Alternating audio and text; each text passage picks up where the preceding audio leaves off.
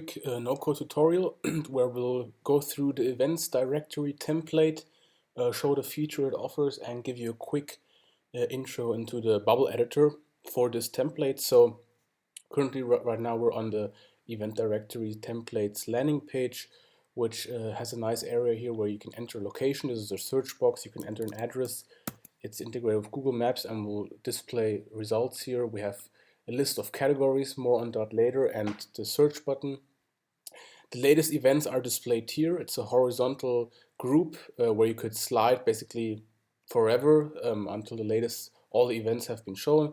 And you can click on an event to go to the event site. And we also have categories where I'm going to show you more about that later. And also a footer here and a nice about us section or text section.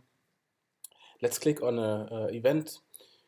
And this is how the event looks. We have an image. We have the image again, however, with a slight opaque overlay.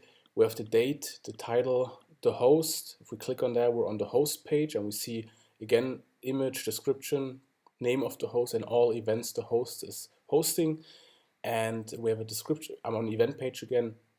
We have a description of the event, a location of the event, and the share buttons. And yeah, if we go back again, let's also start again and go to the search page. So for example, you want to search for events in Berlin, which are in the tech category. So let's click search and we'll be brought to the search page, which is quite nice. We have a drop down here where we can dynamically look through the categories and the search box, which you can change here, and it will automatically be live reloaded and show the events. For example, if I change to sports, it's automatically changed to sports, and we're going to leave it at tech. We also have a nice map at the side which shows the location as pins of all the events, and in the case that you have many events and the users can scroll, they can also click on a pin and will be brought to the subsequent events. So yeah, again, users can click on events and look at the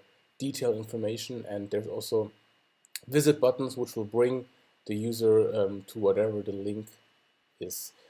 So that's it regarding a quick demo. Now let's look at the editor. That's how the editor looks. Should look familiar after just seeing the demo. And I just want to give you a quick overview of what you can change and how you can get started. So first of all these text fields here, you can also search for them by just writing text. You can just change them by double clicking and changing the text here. And you can also modify the font size. You can modify the font type, make them bold, italic, color, and so on and so forth. Same applies for this text. And of course, also for this text, you might want to change that. Have an about us text. The image, you can also change that. Either you upload your image yourself, or you just search for free images in Pexels, which has copyright-free images, and it's integrated with Bubble. And yeah. Next, all the event element cards that you are seeing are a reusable element. As you can see, there's like a box here which says event element. So we can go to the reusable element by clicking on the menu, clicking on event element, and that's the general structure of each event. So if you take a look, we can see, okay, this event element is of type of content event, and this is going to be the parent group's event's name, parent group's event's host name, the date, and the image is a group. Basically, it's a group with a background style image, and it's going to be the parent group's event's thumbnail. So this event element is reused within this template multiple times, and it's quite nice to have a single layout for each event card. Before going to the next page, let's actually go to the data tab to give you a quick overview. So we have, first of all, the most important one, the event data type, which has, of course, a name, a link, location, a thumbnail, which is the image, description, and a date, which is a date. But it also has a host, which is of type host, which is this type, and it has a category, which is of type category, which is this type. So each event has to have a category and a host. And if we go to category, a category just has a name and a thumbnail. So for example, if you go back here to the main page, we have the event tech, and this the image behind that, the coding image, and same for here, sports, and the swimming image. And yeah, if we go to host, again, the host just has a name, a description, and a thumbnail as well. Great. So let's go back to the design tab. For the categories, repeating group, so this is again a repeating group. It's of type of content category. It searches for all categories in the database. And what this has, it has a group, and I've added another opaque group above. So basically we have a white group at the back, and on top of that we have a grayish group. So I made that grayish to make it look a bit nicer. So I think that looks quite good. And also a text in the middle, and this text is going to be whatever the name of the current category is.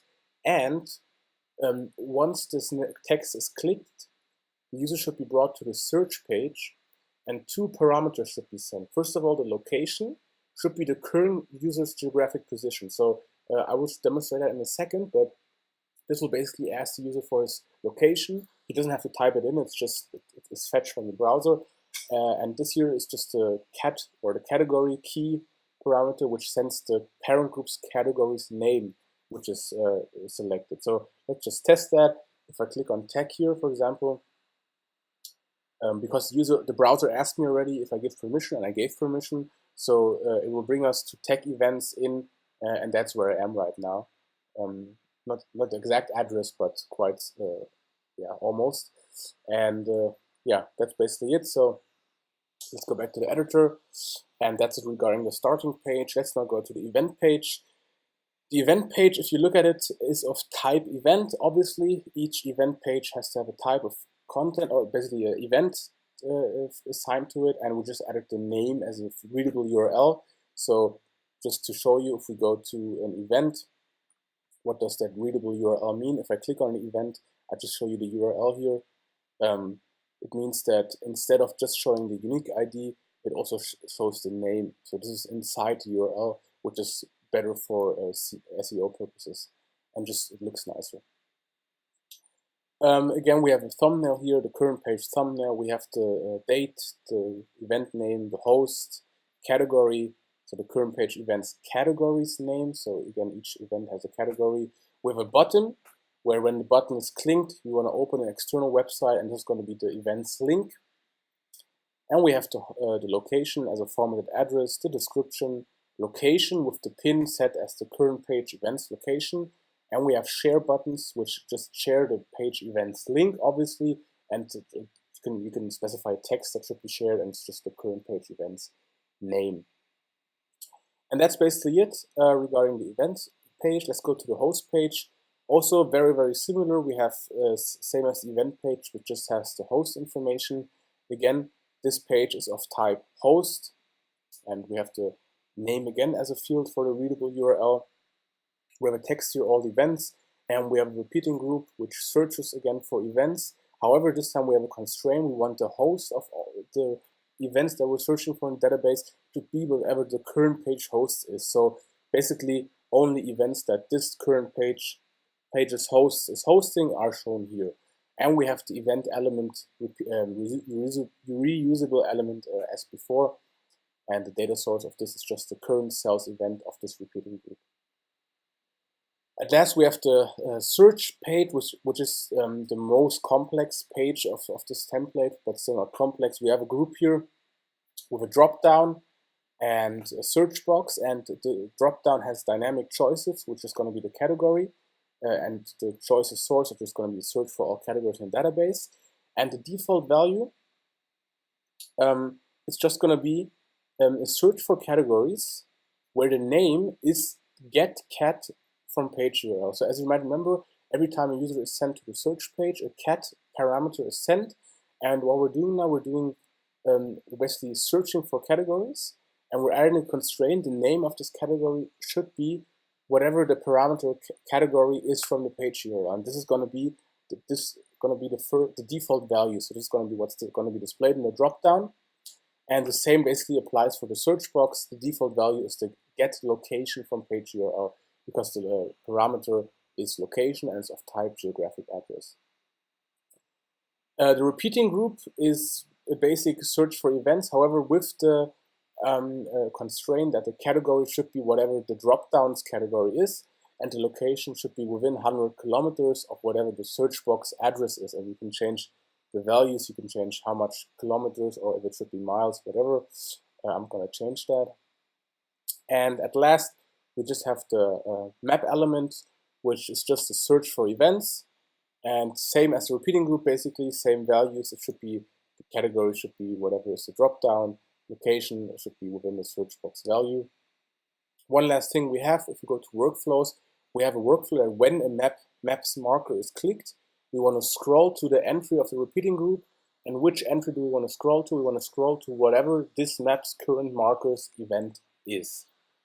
So as I mentioned before, if you have a long list of events and click on a pin here, you'll be scrolled to whatever event you clicked on. Yeah, that's basically it. You can, of course, also modify the header. There's just a tile there currently, or basically a link, which links back to the homepage, and also the footer, which just has placeholder values, but you can add your own text and change the links here and do according to your needs. And that's basically it with the introduction for this events directory template, and wish you good luck building your application. See you next time.